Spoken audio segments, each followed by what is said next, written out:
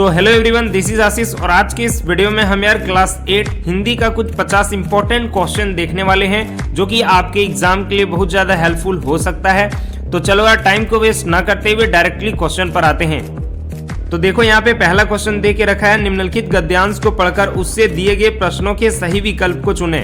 तो पहले हम गद्यांश को पढ़ लेते हैं, उसके बाद जैसे जैसे क्वेश्चन पूछेगा उसका उत्तर देते चलेंगे। गद्यांश है कि अशोक स्वतः आज 4 साल से यह युद्ध हो रहा है और कलिंग आज भी जीता नहीं जा सकता है। दोनों ओर के लाखों आदमी मारे गए हैं, लाखों घायल हुए हैं, पर हम आज भी असफल में क्या होगा इसका परिणाम।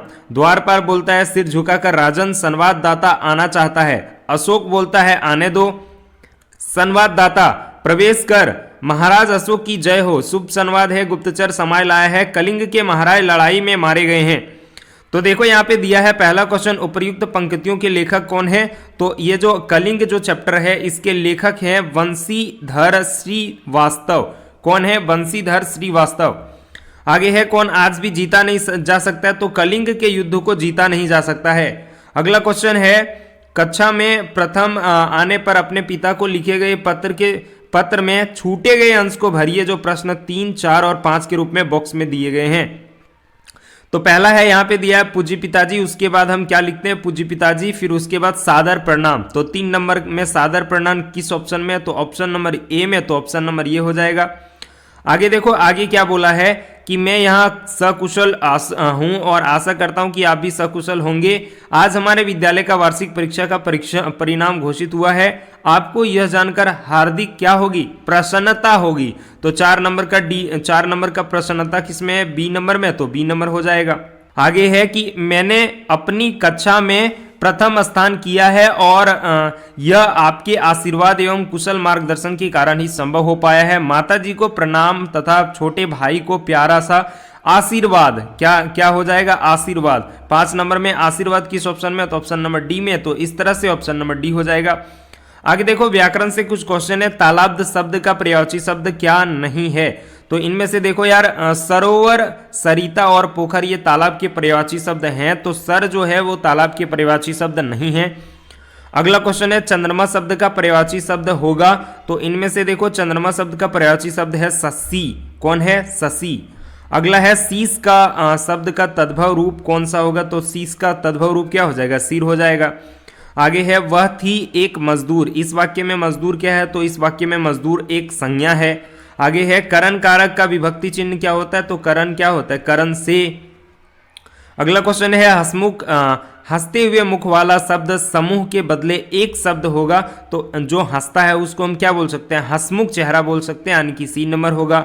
आस्तीन का सांप मुहावरे का सही अर्थ क्या होता है? आस्तीन का सांप माने होता है कपटी मित्र। अगला है परोपकार का संधि विच्छेद क्या होगा? तो परोपकार का संधि विच्छेद होता है प्रह जोड़ उपकार परोपकार, यानी कि प्रह जोड़ उपकार क्या हो जाएगा? परोपकार। अगला है खेलकूद किस प्रकार का समास है? तो ये द्वंद्व समास है। आगे क्वेश्चन है जय शब्द का विलोम शब्द क्या होगा? तो जय का क्या हो जाएगा? पराजय हो जाएगा।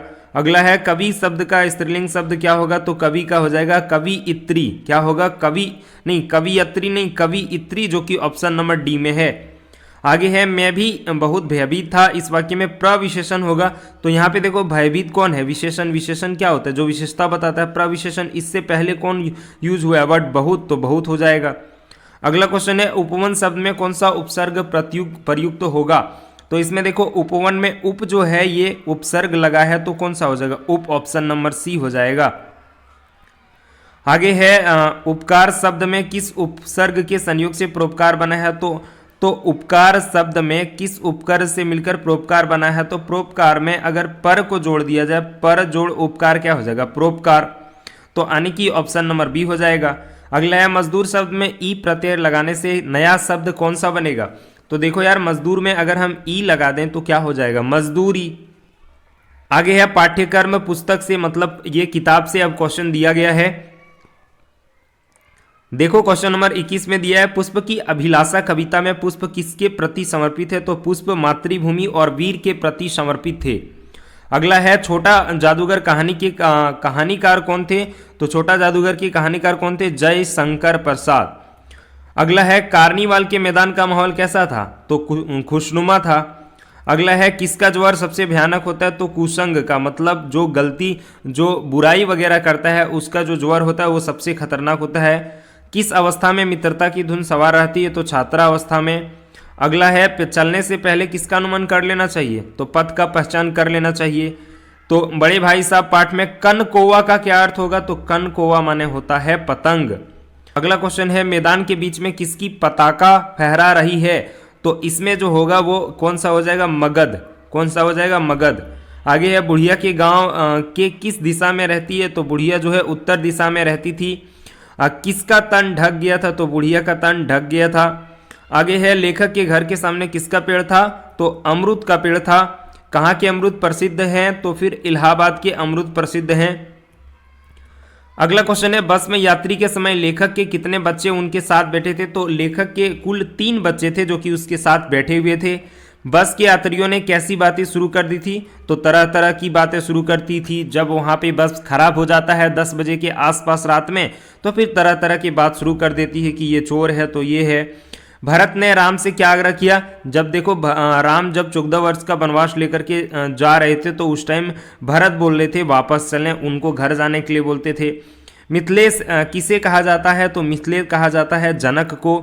अगला है झारखंड के 2 सपूत पाठ में किस क्षेत्र की चर्चा की गई है, तो झारखंड की ही बात की गई है। राम नारायण सिंह का जन्म कब हुआ था, तो राम नारायण सिंह का जन्म 1850 में हुआ था और झारखंड का एक सपूत जो है ये राम नारायण सिंह ही है। बस को कंपनी के हिस्सेदार कैसा बता रहे थे, तो बस को कंपनी के हिस्सेदार बोल रहे थे कि बस जो है बिल्कुल फर्स्ट क्लास है।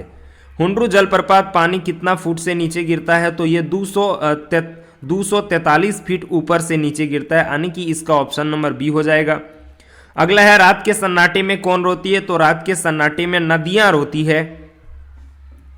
आगे क्वेश्चन है क्वेश्चन नंबर 42 में गुरु शिष्य हिंदी साहित्य की कौन सी विद्या है, तो ये एक संस्मरण है।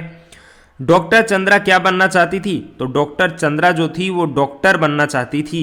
वीर जन्नी का पुरस्कार किसे मिला था, तो वीर जन्नी का पुरस्कार मिला था डॉक्टर चंद्रा की मां को। आगे है डॉक्टर चंद्रा को किस बीमारी ने गर्दन के नीचे का पूरा शरीर निर्जीव कर दिया था, तो डॉक्टर चंद्रा को पोलियो बीमारी हो गया था जिसके कारण गर्दन जो है वो पूरे निर्जीव बन गया था। किसके घर में खुशी का माहौल था, तो शुभांगी के घर में खुशी का माहौल था। शुभांगी के पिता आंगन में बैठकर क्या पढ़ रहे थे, समाचार पत्र पढ़ रहे थे। आगे है तालाब बांधता धर्म सुभाग के रचनाकार कौन थे, तो इनके रचनाकार थे अनुपम मिश्र। कौन थे, अनुपम मिश्र।